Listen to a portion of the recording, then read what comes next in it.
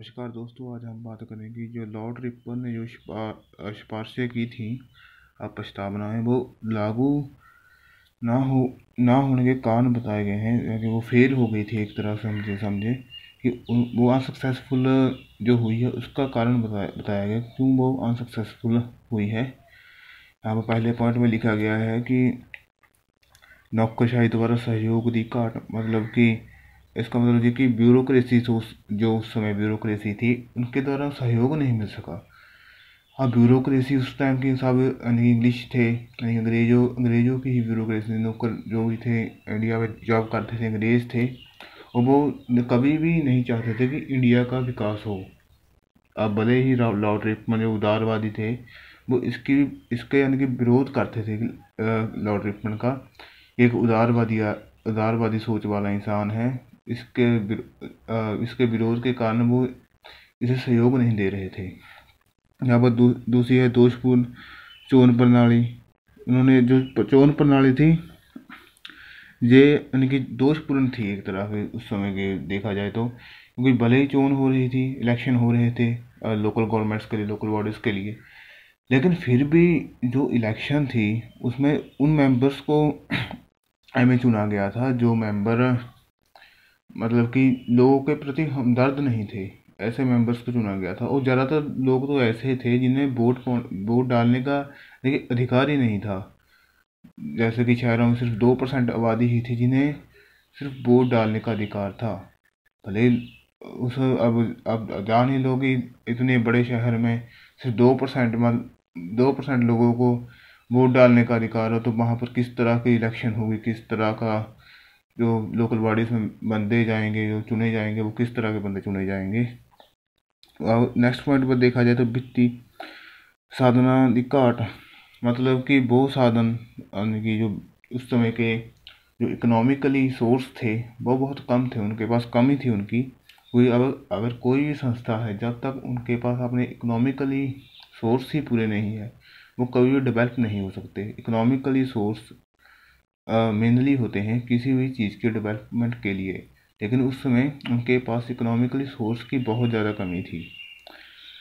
और यहाँ पर तो लिखा गया है फिर देहाती क्षेत्रावल उचित ध्यान ना देना। इसका मतलब है कि कुछ वहाँ पर जो देहाती क्षेत्र मत कहते हैं, जो कि रूरल एरिया होते हैं, उनकी तरफ कोई खास ध्यान नहीं दिया गया उनके द्वारा।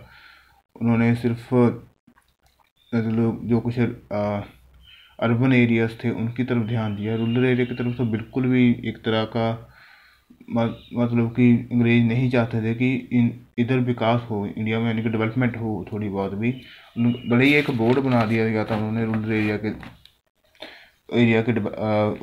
इलेक्शन के लिए, लेकिन फिर भी उनके पास कोई खास अधिकार नहीं थे, कोई खास उन पर ध्यान नहीं दिया जाता था। फिर अगर नेक्स्ट पॉइंट आता है कि ठोस सरकार नियंत्रण।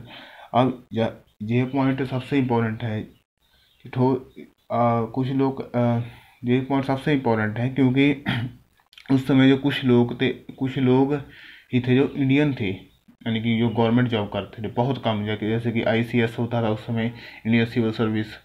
उसमें जो कलेक्टर वगैरह होते थे वो सीधा इंग्लैंड से ही चुनकर आते थे इंडिया में जॉब करने के लिए, और बहुत कम में भी नाम मात्र के 1-2% ही होंगे इंडियंस उस टाइम जो ICS का एग्ज़ाम क्लियर करते थे और जॉब करते थे, जो वो कि इंडिया की डेवलपमेंट के बारे में सोचेंगे।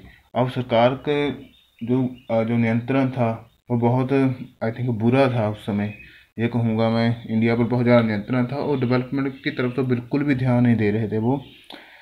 और उनके पास जो पावर्स थी गवर्नमेंट के पास उस टाइम, वो इसे जब चाहे उसे डिस्ट्रॉय कर सकती थी, उन्हें यानी कि सस्पेंड कर सकती थी। इस तरह की पावर्स के कारण भी उनका कोई खास जो डेवलपमेंट नहीं हो सकी लोकल बॉडीज़ में।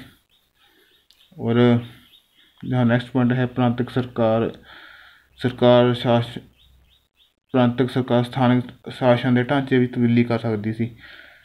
नेक्स्ट पॉइंट में सीधी सी बात लिखी है कि जो लोकल गवर्नमेंट्स को लेकिन कवर करती थी, मतलब लोकल गवर्नमेंट्स जिनके अंडर थी वो थी स्टेट गवर्नमेंट का पावर थी कि वो उनके यानी कि स्ट्रक्चर था उसे चेंज कर सकती थी। वो अपनी मर्जी से किसी की मेंबर को हटा सकती थी, किसी मेंबर को लगा सकती थी, मतलब कि किसी के मेंबर बढ़ा दिए, किसी के कम कर दिए, किसी का बोर्ड कहीं पर बना दिया, इस तरह वो कर सकती थी।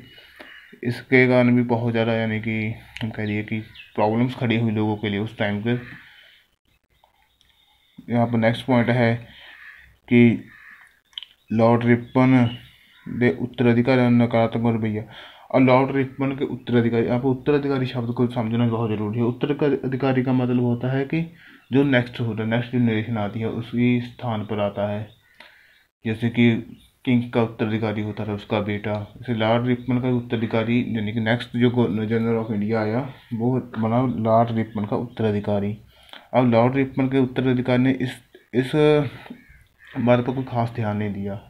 उसने कहा लोकल गवर्नमेंट्स हैं, कोई खास ध्यान नहीं था उसके उनका इस डेवलपमेंट के बारे में, इनके लोकल गवर्नमेंट्स को मैं इस्टेब्लिश करूं, इंडिया की डेवलपमेंट करूं। इस का कोई मतलब उसे मतलब नहीं था इस बातों से। लॉर्ड रिपन के जो नेक्स्ट गवर्नर जनरल आया थे उन्हें। और आज के लिए इतना ही। इसके जो इम्पोर्टेंस हैं लॉर्ड रिपन के प्रस्तावना की जो इम्पोर्टेंस, इसके बारे में हम कल डिस्कस करेंगे। धन्यवाद।